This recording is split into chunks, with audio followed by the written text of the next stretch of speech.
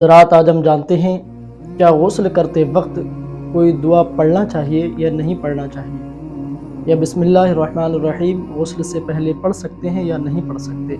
अस्सलामु अलैकुम वरहमतुल्लाहि वबरकातुहू।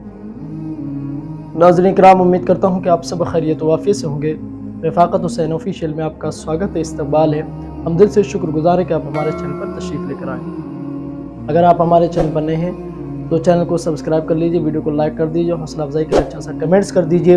और अगर आप जानते हैं इसके बारे में कि पढ़ना चाहिए या नहीं पढ़ना चाहिए तो कमेंट सेक्शन में जवाब ज़रूर दें, और इस वीडियो को सदक़े जारिया समझकर उन लोगों तक पहुँचाएँ जिनको इसके बारे में नॉलेज नहीं है या जो ये गलतियाँ करते हैं। चलिए दोस्तों, अब हम समझते हैं। देखिए हज़रात, जब भी हम गुस्ल करते हैं तो गुस्ल करने का मकसद सबसे बड़ा यही होता है कि पाकी हासिल करना।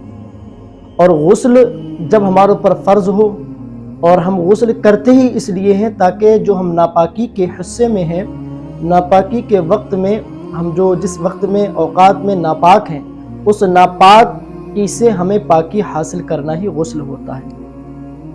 और गुस्ल किया ही तभी जाता है कि जब हम पर नापाकी गालिब आ चुकी हो।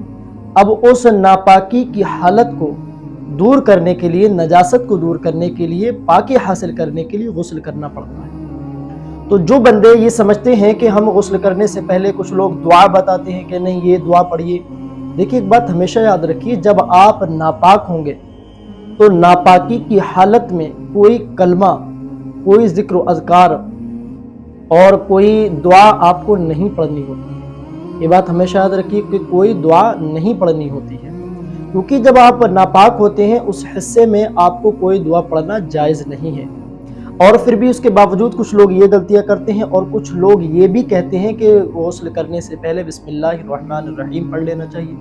तो ऐसा बिल्कुल नहीं है, सिर्फ वुज़ू से पहले बिस्मिल्लाहिर्रहमानिर्रहीम पढ़ना है। आप खुद सोचिए, नापाकी की हालत में अगर आप कुरान की तिलावत या अल्लाह का जिक्र या बिस्मिल्लाह या ज़िक्रुल्लाह या कोई भी जिक्र करते हैं आप, तो आप खुद सोचिए नापाकी की हालत में जब हमें जिक्र अज़कार करना मना है तो हम किस तरीके से कर सकते हैं। तो इसलिए याद रखें कि नापाकी की हालत में हम कोई दुआ नहीं पढ़ेंगे, कोई जिक्र नहीं करेंगे, कोई भी जिक्र अज़कार नहीं करेंगे, बिस्मिल्लाहिर्रहमानिर्रहीम नहीं पढ़ेंगे। और एक बात हमेशा याद रखें, जिस जगह पर आप होते हैं तो कहीं कहीं तो ऐसा होता है कि टॉयलेट में ही बाथरूम होता है, गुस्ल खाना होता है, तो उसमें ही लोग गुस्ल करते हैं। तो याद रखें, नापाकी की हालत में ना जिक्र कर सकते हैं, ना कोई बिस्मिल्लाहिर्रहमानिर्रहीम, ना दुआ, ना कोई अल्लाह का जिक्र कर सकते हैं, और ना ही उस जगह पर कर सकते हैं जो कि नापाक जगह, जैसे टॉयलेट वगैरह है या गुस्ल खाना है जिसमें नापाकी नजासत होती है। बहुत जगहों पर ऐसा होता है कि एक ही में मिक्स होता है, ज्वाइंट होते, तो ऐसी जगह पर जिक्रुल्लाह यानी अल्लाह का जिक्र हम नहीं कर सकते। और ना ही हम गुस्ल में,